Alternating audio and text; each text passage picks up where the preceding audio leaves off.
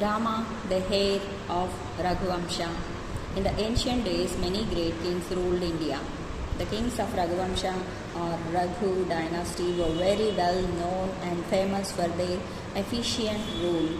For generations, India was safe in the hands of kings and emperors like Harishchandra, Dilipa, and Raghu. They all belonged to Surya dynasty, which was later renamed as Raghuvamsa after the great emperor Raghu. Such a great dynasty bore another famous emperor who was equally efficient and famous as his ancestors. He was none other than the king Dasharatha. King Dasharatha ruled the country from Ayodhya, his capital city, located on the banks of river Sarayu. Dasharatha had 3 wives named Kaushalya, Sumitra, and Kaikeyi. Being his first wife, Kaushalya always cooperated with her husband and supported him by all means. Being a soft-spoken lady, Sumitra shared warm relations with Kaushalya and Kaikeyi. Lively and kind-hearted Kaikeyi treated her husband and sisters with utmost care and won their hearts. With the support of his 3 understanding wives, King Dasharatha led a happy and peaceful life. He also had 8 learned ministers and 3 royal priests who advised him regarding the matters of the country. Of all his ministers, Dasharatha's favorite was Sumantra. He also sought the advice of the learned saint Vashishta, who was the teacher of Raghu dynasty. The people in the country lead a happy and prosperous life under his rule. King Dasharatha took personal care to establish peace and harmony amongst his people. Though King Dasharatha had no complaints from his life, the fact that he was still childless bothered him day and night. As he grew older, his worry got bigger. Constantly worried that Raghuvamsa rule would end with him. If he remained childless, King Dasharatha pondered over various ways to be blessed with children. After seeking the advice of learned men and saints, he decided to conduct Ashwamedha Yaga. Accordingly, all arrangements were made and information was sent to various countries about the yaga.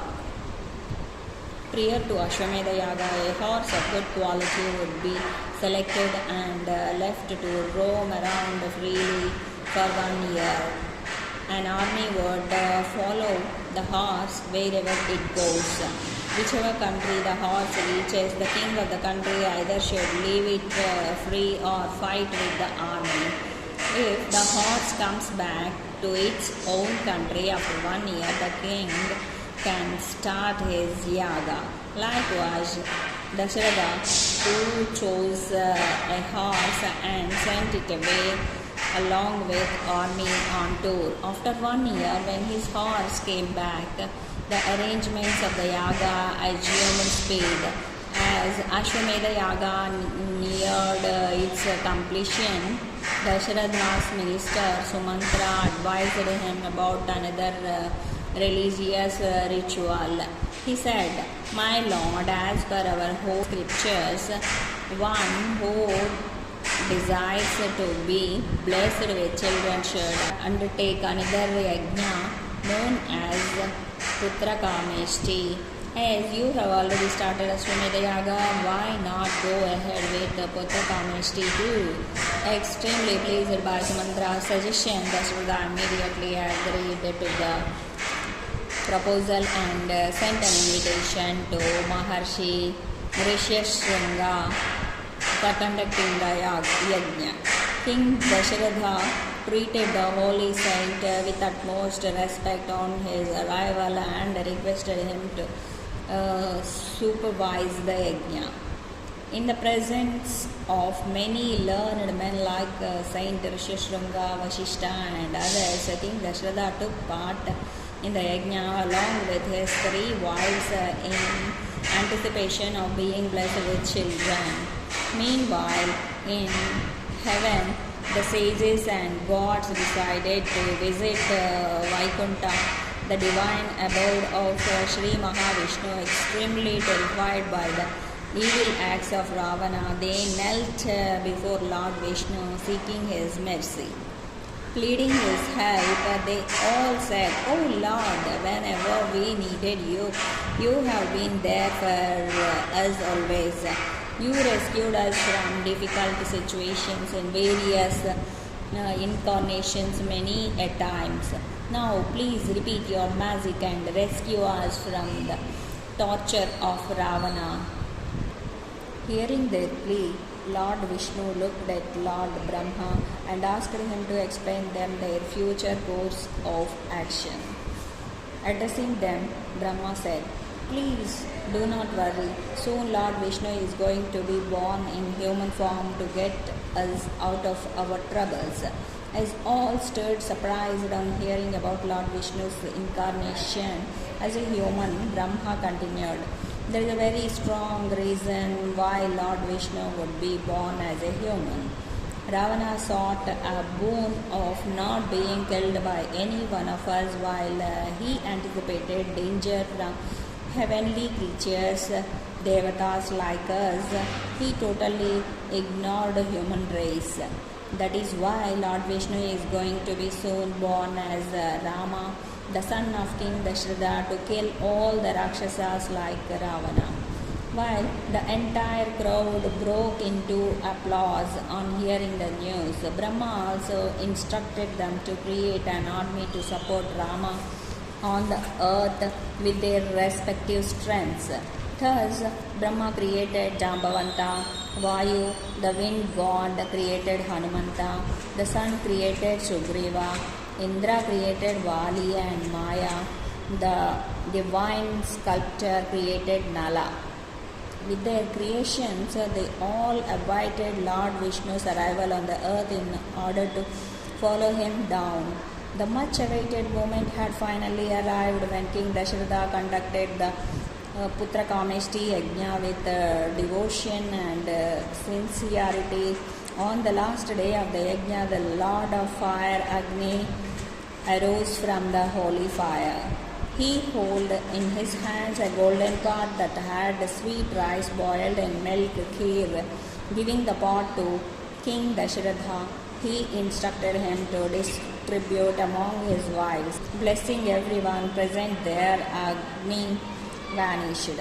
After the remaining rituals of the yajna were fulfilled, King Dasharatha distributed the contents of the golden pot to his wives and asked them to eat it.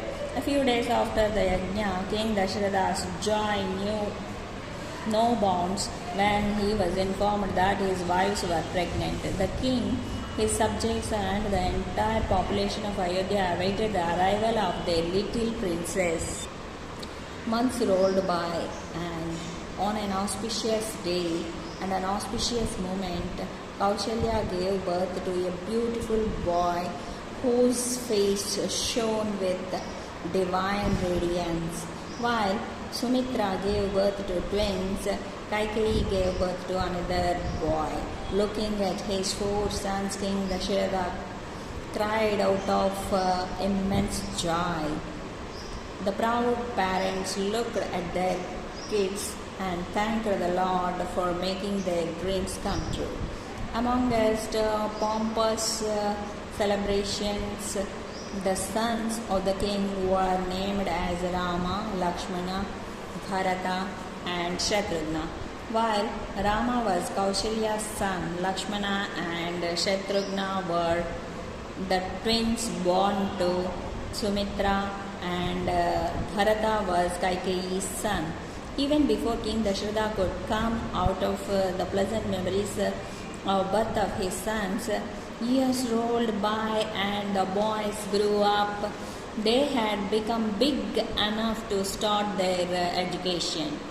On an auspicious day, they started their studies under the guidance of Maharshi Vasishtha. With the passing time, the four brothers turned into handsome, learned and disciplined young men ready to take on new challenges. Though Dasharatha considered them as kids, I could not neglect the fact that they were grown-up men. Proud to be a father of such wise and learned sons, King Dasharatha doted on them day and night.